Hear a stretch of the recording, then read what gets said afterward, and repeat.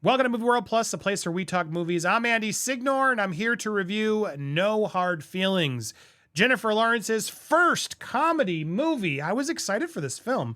This film had some great trailers. I saw it in CinemaCon, and Sony was very proud of this film. They're like, we're going to bring back the hard R comedy. I'm like, finally, let's do it. Let's quit being afraid of telling jokes and doing risky, offensive things. We can handle it.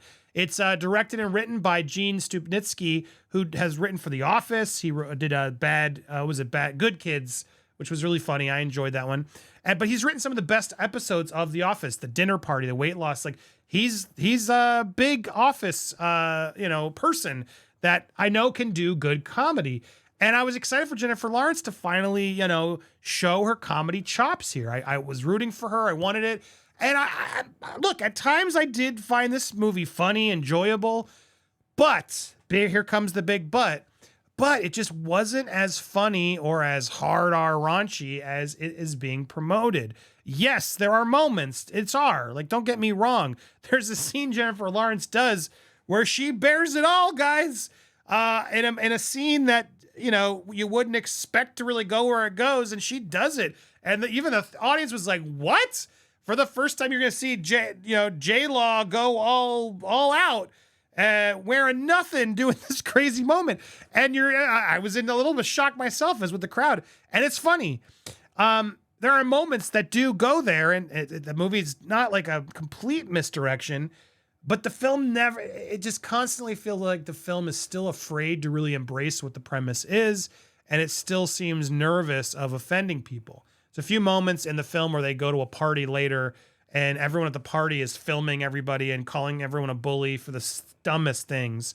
And it was funny. And I kind of wanted a little bit more of that, of just like the difference of generation of Jennifer Lawrence when she was young, like now compared to this new generation, and everybody's just soft and a wuss and like, yeah, like own it, go even harder into it. And it never felt like it fully, went for it. And that was my only frustration with this. There were points throughout the film that I laughed. I definitely laughed at portions.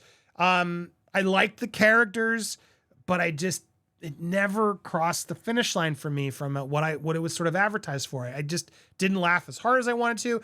And then the film turns into more of a cutesy romantic comedy, which I would have been fine with.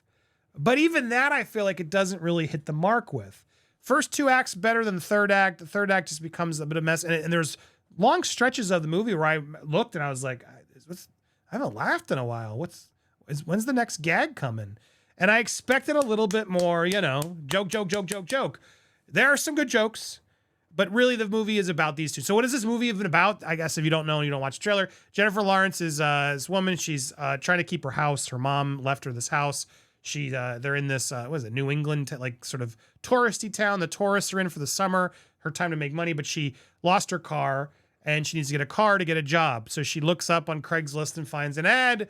And these parents are basically, hey, come, my kid, we need him to get out of his shell. He's going to go to college next year. He's 19 and we want him to loosen up and experience stuff this summer so he can then go to college more experienced and a better person.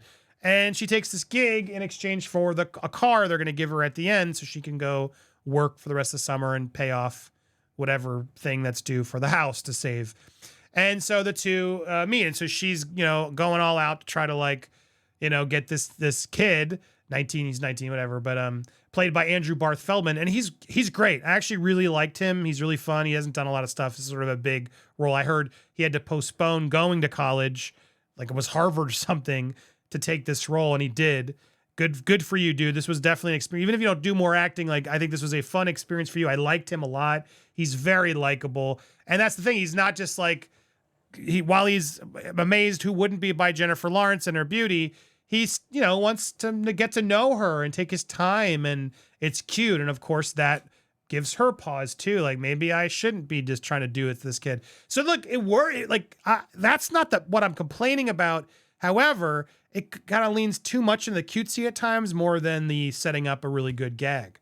And in both versions of this film, the cutesy rom-com and the hard R comedy it's billed, neither one really hit. And so sadly, it's this sort of mixed bag of both things where sometimes it works and sometimes, I'm never like offended or bored, but I'm just sitting there like, okay, And that was just a bummer for me because I went in with, I think, more expectations based off of the trailers, the funny, based on, Gene Stupnitsky, who did it, and his amazing Office episodes. It just still feels like, and Jennifer Lawrence made a quote about this actually in her promotion, like, it's just really hard to make comedies right now in this day and age without offending people. And why are we afraid of offending people? I don't get it. This new generation is too soft. I think the world is ready and just dying for comedies like we used to get, where we offend everybody. Like South Park did, like The Simpsons did. Nowadays, you can't make fun of any group because then you're bullying and offensive. And I think it's really scary. At the same time, I think enough of us are frustrated and waiting and ready for the movie, the filmmaker, the writer who's just going to stop worrying and just work on the comedy. And I was hoping this film would be that, and it doesn't hit it as much as it could. It's still trying to play safe, given the crazy context, concept of the movie and everything else. I expected a little bit more. But again, like I said, overall, I did enjoy the film.